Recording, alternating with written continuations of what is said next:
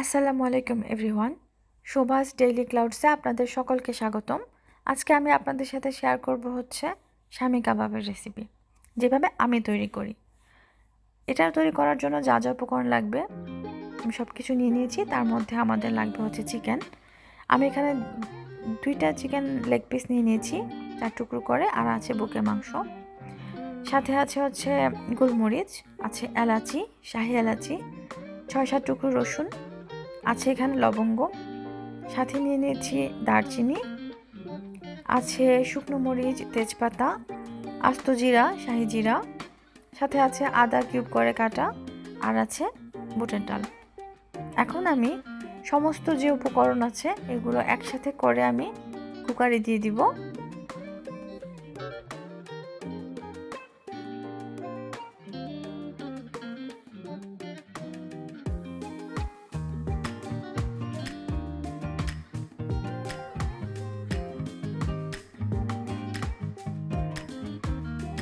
এখানে হলুদের গুঁড়ি, মরিচের গুঁড়ি এবং 2 টুকরো জয়ত্রী দিয়ে, সাথে 3 কাপের মতো পানি দিয়ে, আর 1 প্যাকেট দিয়ে দিব হচ্ছে শানের শামি কাবাবের মশলা দিয়ে আমরা এটাকে মিক্সড করে নিব।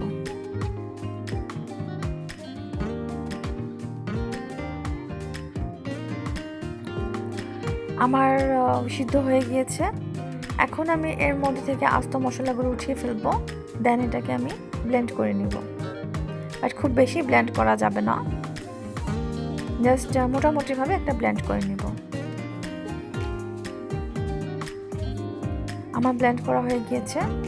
এর মধ্যে আমি দিয়ে দিয়েছি হচ্ছে ধনিয়া পাতা কুচি, আছে সাথে পুদিনা পাতা কুচি, আর হচ্ছে রেড চিলি কুচি। আমি রেড চিলিটা এই কারণে দিয়েছি যেন হচ্ছে শামি কাবাবের উপরে রেড রেড মরিচটা দেখা যায়, তাতে দেখতে অনেক নাইস লাগে। সাথে আমি 3টা ডিম দিয়ে এর মধ্যে আমি আরেকটু ব্লেন্ড করে নিব। আর কিছু অংশ আমি রেখে দিয়েছি হচ্ছে হামানদানির মধ্যে করার জন্য।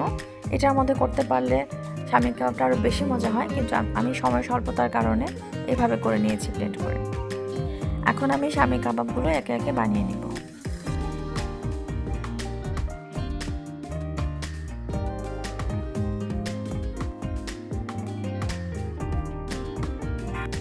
আমার শামি কাবাবগুলো রেডি হয়ে গিয়েছে। এখানে আমি টোটাল 45 পিস আমার শামি কাবাব হয়েছে এই উপকরণগুলো দিয়ে। তো আমি 3 লেয়ারে করে নিয়েছি অ্যালুমিনিয়াম পেপারে করে। প্রথম লেয়ারে আমার 16 পিস, দ্বিতীয় লেয়ারে 16 পিস এবং সবার শেষে 16 পিস। এখন আমি শামি কাবাবগুলো ফ্রাই করে নিব। তো শামি কাবাবগুলো ফ্রাই করার জন্য আমি 2 পিস শামি কাবাব ডিম ছাড়া এবং 2 পিস শামি কাবাব ডিম দিয়ে ফ্রাই করে নিব, জাস্ট দেখার জন্য যে ফ্লেভারটা বা স্বাদটা কীরকম হয়।